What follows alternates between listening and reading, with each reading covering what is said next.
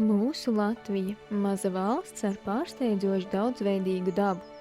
Mūsu mežos, pļavās, purvos un daudzās citās ekosistēmās mājo tūkstošiem dažādu sugu, starp tām vairāk nekā 2000 augu sugu.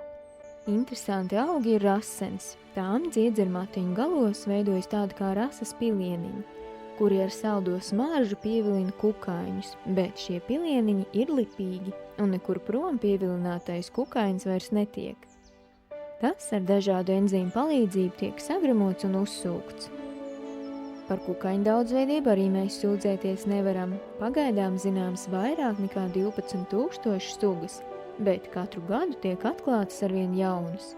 Mūsu nacionālais kukainis ir 2 punktu mārīte, bet mums ir arī 5 punktu mārīte, 7 punktu, 10 punktu un daudz citas mārīšu sugas. Punktiņu skaits nav saistīts ar mārītes vecumu, tas apliecina piederību sugai. Bet, neatkarīgi no sugas, mārītes ir arī tīri veiksmīgas lidotājas. Lidojuma laikā tām debesis jādala ar putniem.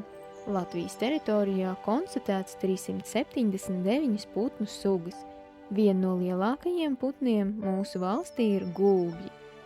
Paugurknābju gulbju spārnu plētums var pārsniegt pat 2 metrus. Daži labi zīdītāji pat nav tik lieli. Kopumā Latvijas teritorijā reģistrētas 69 zīdītāju sugas. Vai zināja, ka vāveres, gluži tāpat kā bebri un dažādas peles, pieder grauzēju kārtai?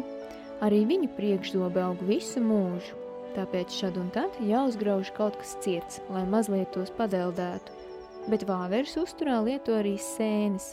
Negluži viss pie mums sastopamās sugas, bet daļa. Cik tad ir to sēņu sugu pie mums sastopams? Izrādās vairāk par 4000. Interesanti, ka gļotsēnes gan nav sēņu valstī piederīgas, tās pieder protistu valstī, kurā ietilpst arī dažādi vienšūņu un āļņas. Latvijas daba ir mūsu kopīgā bagātība, saudzēsim to. Daudz laimes, Latvija!